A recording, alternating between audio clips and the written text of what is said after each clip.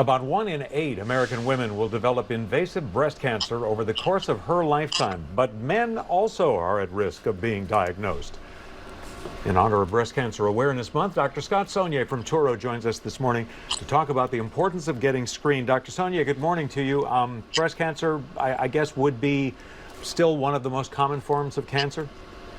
Yes, sir. John, thank you for having me. Yes, breast cancer is very common.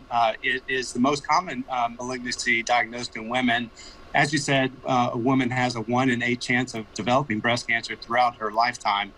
It is the second leading cause of death in the cancer world, and so it is very important. And I think on that point, that's a very important point.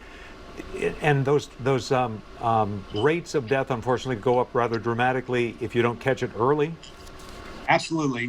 Whenever there is a case that is diagnosed in the later stages, there's a very much higher risk of dying from the disease as opposed to catching it early, where the chance of cure and having intervention to remove the cancer and possibly providing other therapies can help cure the disease.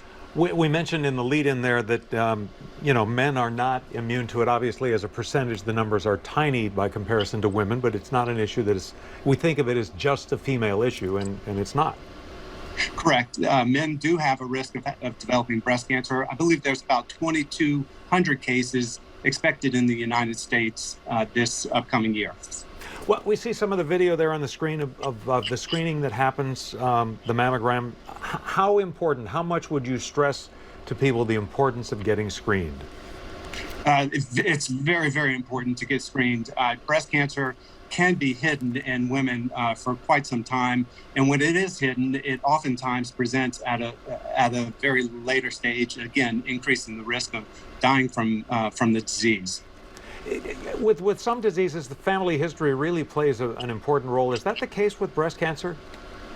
Absolutely. Family history is one of the more important risk factors.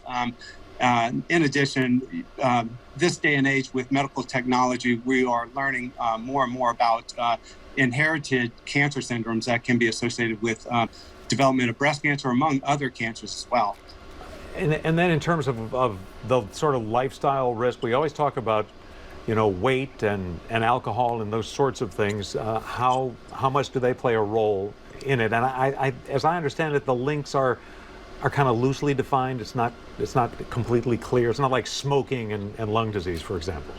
Correct. These are the risk factors have a very indirect association with breast cancer. It's hard to pinpoint a direct risk factor. Now, the genetics, just as you mentioned, are a more direct link to development of breast cancer. But in terms of environmental and personal habits, there are some influences on someone's risk of developing breast cancer, but not as strong. My impression is that women are better about health care and about certain types of screenings than men. We always hear about men being reluctant, but not everyone. So what advice would you give people, finally, to wrap this up, about what they should do about catching this early and getting their screenings? I believe not only in October, but year-round, having some sort of personal awareness to breast cancer and breast cancer risk, knowing your own breast anatomy and breast tissue, getting screened, having mammography done each year, starting at age 40, and in younger women from age 25 on, discussing the risk of breast cancer with your primary care provider, obstetrician, gynecologist, to get a better understanding about one's own risk. All right, Dr. Scott Sonnier from Touro with that potentially life-saving advice. We appreciate your time, Doc. Thank you, John.